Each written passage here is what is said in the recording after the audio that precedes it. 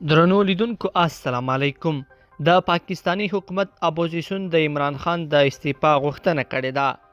د پانداورا په نوم د افشا شوو اسنادو په تړاو د فشارونو په لړ کې د پاکستانی حکومت اپوزیشن د لومړي وزیر عمران خان د استعفا غوښتنه کړې ده.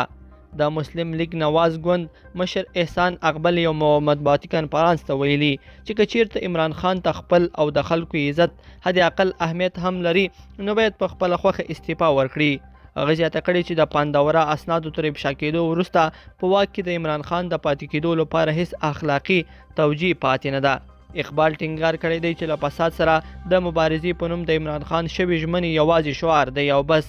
نوموړي څرګنده کړې چې د پاکستان اقتصاد کې د تور رم یوازینی لامل هم د عمران خان غلط سیاستونه دي. دا یادونې وړ ده چې پاوندرا په نوم افشا شوي اسناد ښیي چې د عمران خان کورنۍ او هغه ته نږدې کسان د میلیونونو ډالرو په ارزښت پټې سرمایې او شرکتونه لري. بل پلو پر پاکستان باید سخت بندیزونه وضع کړای شي.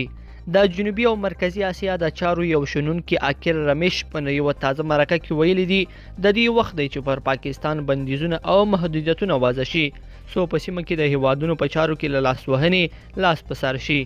د ده په خبره هدفي بندیزونه باید ان مخکې وضع شوي وای ځکه په دې سره په افغانستان کې د امریکا جګړې 20 کاله دوام نه کاوه. هغه وای اوس هم د دې وخت دی چې امریکایي حکومت د پاکستان په وړاندې ځانګړی دریځ غوره کړي پر وړاندې بندیزونه وضع کړي او پاکستانی جنرالانو باندې فشارونه راولي څو له خپلو ورانکارو فعالیتونو لاس په سر شي. لیدونکو په دې هیله چې مطلب به مو تر پایه سره لیدلی وي. که مو ویډیو خوښ شوی ویډیو لایک کړئ او چینل سبسکرایب کړئ. تر بیا ښه وخت.